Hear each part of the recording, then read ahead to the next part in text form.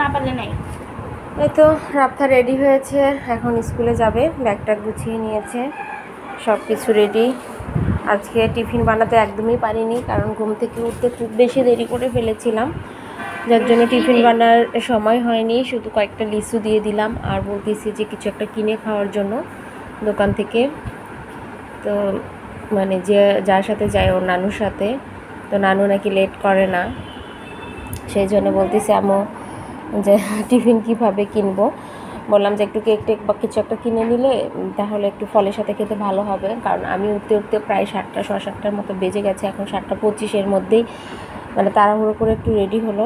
রাতে কিছুটা খাবার রয়ে গেছিলো, সেই খাবারগুলো মানে গরম করলাম আর কি, গরম করেও খেয়ে নিল। মানে আজকে এত সুন্দর আবহাওয়া ছিল বাইরে, মানে কালকে রাত্রে অনেক অনেক ঝড় হয়েছে, তো বাতাসটাও অনেক বেশি। বেলকুনিটা একদম নোংরা হয়ে গেছে, কালকে বৃষ্টির পানি সব এইদিকে চলে আসছিল। এখন বেলকুনিগুলো পরিষ্কার করতে হবে। আর রাত্রে খুবই মানে ঝড় বৃষ্টি হয়েছে, এত জোরে জোরে আকাশ ডাকছে আর বিদ্যুৎ চমকাইছে যে চিন্তার বাইরে। অনেক অনেক ভয় পেয়ে গেছিলাম বিদ্যুৎ চমকানো দেখে। পরে তো জানালা, তারপরে বেলকুনি দরজা সব কিছু লাগাই দিয়েছিলাম। কিন্তু আজকে দেখেন প্রকৃতি হাসছে, একদম সুন্দর হাসছে। আপনারা ক্যামেরাতে বুঝতে পারছেন কিনা আমি জানি না। আর গাছের পাতাগুলো মনের আনন্দে দুলছে। কালকে তো একদমই পাতা দুলছিল না, আজকে মনে হয় নাচছে এবং হাসছে, তারা খেলা করছে, এরকম মনে হচ্ছে প্রকৃতিটা।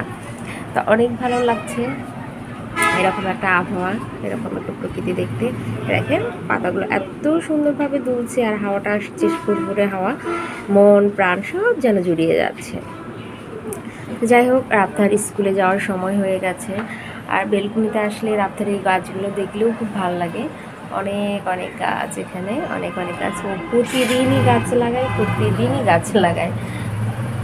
কালকে আবার নতুন টব কিনে নিয়ে এসছি, নতুন টব কিনে নিয়ে আসছি কালকে আবার ওর বন্ধু আবার যে গাছের বিচি দিচ্ছে, মানে যে ও যেখান থেকে গাছ পায় সেখান থেকেই নিয়ে আসে, সংগ্রহ করে নিয়ে আসে আর কি। ওই তো দুই,